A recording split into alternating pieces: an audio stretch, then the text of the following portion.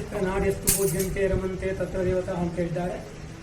ಆದ್ದರಿಂದ ಈ ದಿವಸದಲ್ಲಿ ನನ್ನ ಎಲ್ಲ ಸಹೋದರಿಯರಿಗೆ ಮಹಿಳಾ ದಿನಾಚರಣೆ ಹಾರ್ದಿಕ ಶುಭಾಶಯ.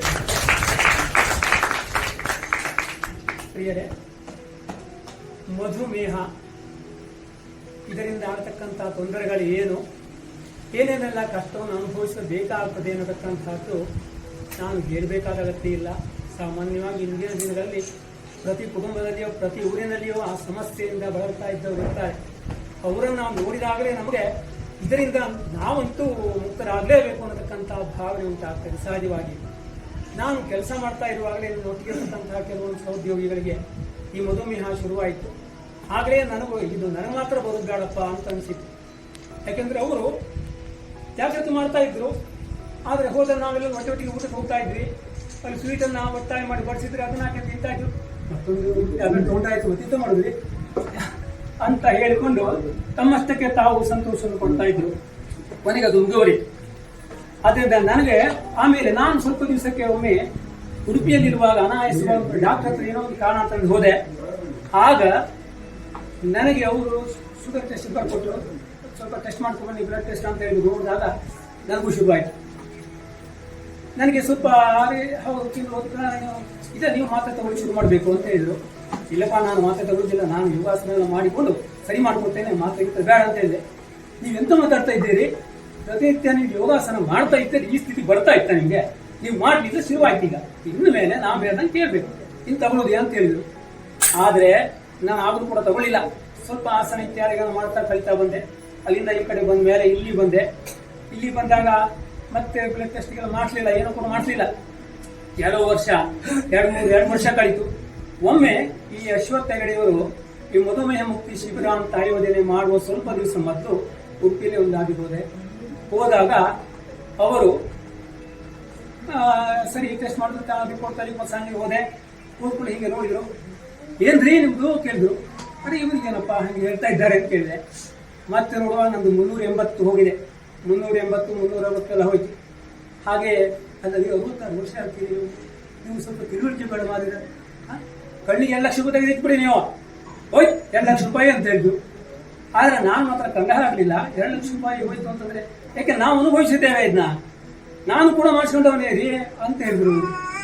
ಹಾಗೆ ನನಗೆ ಇನ್ನು ನಾವು ನಿರ್ಲಕ್ಷ್ಯ ಮಾಡಬಾರ್ದು. ಯಾಕೆಂದ್ರೆ ನಮ್ಮಲ್ಲಿ ನಯನ ಪ್ರಧಾನ ಅಂತ ಹೇಳ್ತಾರಲ್ಲ, ಅಂಗಗಳಲ್ಲಿ ಕಣ್ಣು ಹೋಗ್ಬಿಟ್ರೆ ಮತ್ತೆ ಬಾಯಿ ಪರಿಸ್ಥಿತಿ ಕಂಗಾಲ ಆಗ್ತದೆ ಅಂತ ಹೇಳ್ಕೊಂಡೆ.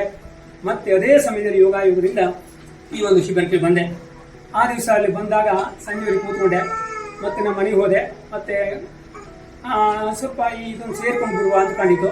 ಹಾಗೆ ಅಶ್ವತ್ಥ ಹೆಗಡೆಯವರ ಈ ಒಂದು ಮುಕ್ತಿ ಆಗಿರ್ತಕ್ಕಂಥ ಯಾವ ಮುಕ್ತಿ, ಈ ಮಧುಮೇಹದಿಂದ ಮುಕ್ತಿ ಆಗ್ತದೆ ಅಂತ ಆದ್ರೆ ನಾವು ಯಾಕೆ ಪ್ರಯತ್ನ ಪಡಬಾರ್ದು, ಹೇಳಿದಂತೆ ಕೇಳಬೇಕಲ್ಲ ಅಂತ ಹೇಳ್ಕೊಂಡು ನಾನು ಕೂಡ ಬಂದೆ.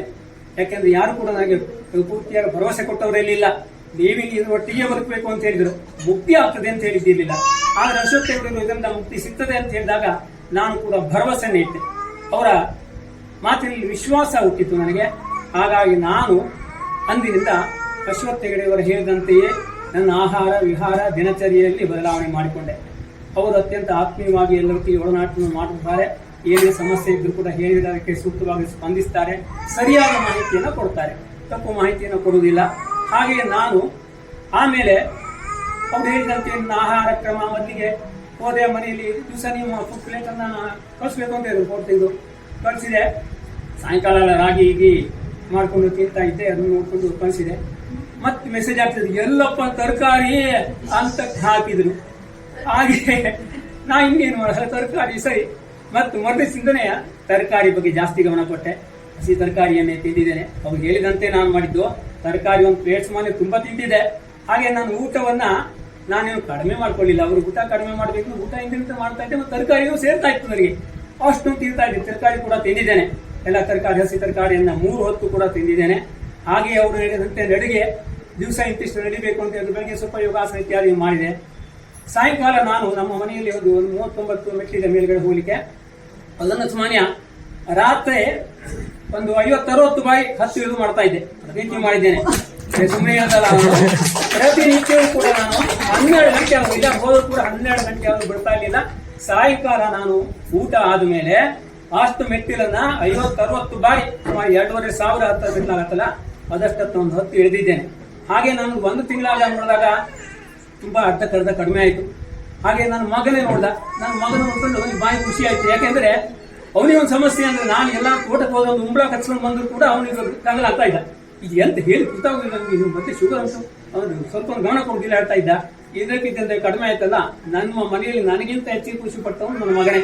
ಯಾಕೆಂದ್ರೆ ಮತ್ತೆ ಅದು ಮತ್ತೆಷ್ಟು ಮತ್ತೊಂದು ಬಾರಿ 1 ತಿಂಗಳು ಹೋದೆ, ಮತ್ತು ಮೊನ್ನೆ ಕಡಿಮೆ ಆಯ್ತು, ಮತ್ತೆಷ್ಟು ಕಡಿಮೆ ತೋರಿಸ್ತಾ ಇತ್ತು.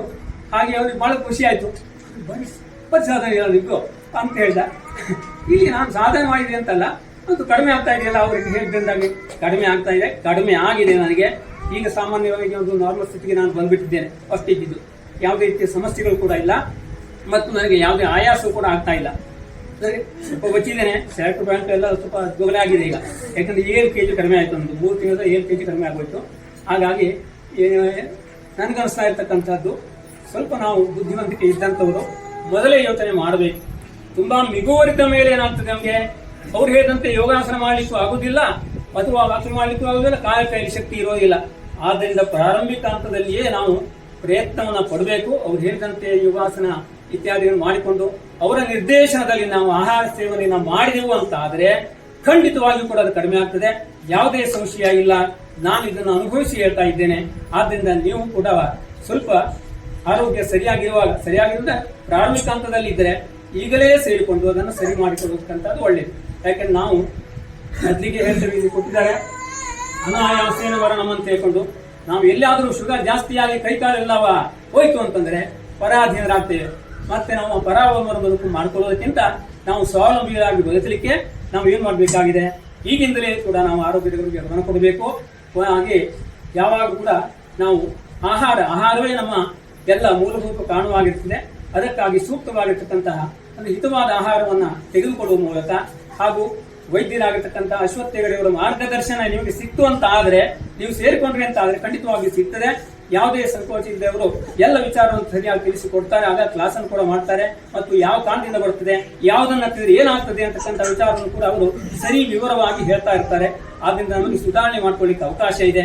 ನೀವು ಕೂಡ ಪ್ರಾಯ ಇಲ್ಲಿ ಬಂದಂತವ್ರು ಕೆಲವರು ಈಗಾಗಲೇ ಸೇರಿದವರಿದ್ದೀರಿ, ಇಲ್ಲಿ ಕೆಲವರು ಸೇರುವಂತಹ ತವಕದಲ್ಲಿ ಇರಬಹುದು, ಇನ್ನು ಕೂಡ ಸ್ಥಾನ ಸೇರುವಂತವರಿಗೆ ಕೂಡ ಮಾಹಿತಿಯನ್ನು ಕೊಟ್ಟು ಪ್ರಾಯ ನಾವೊಂದು ರೋಗ ಮುಕ್ತವಾದ ಸಮಾಜಕ್ಕೆ ನಾಂದಿಯನ್ನು ಹಾಡೋಣ ಅಂತ ಹೇಳ್ತೇನೆ.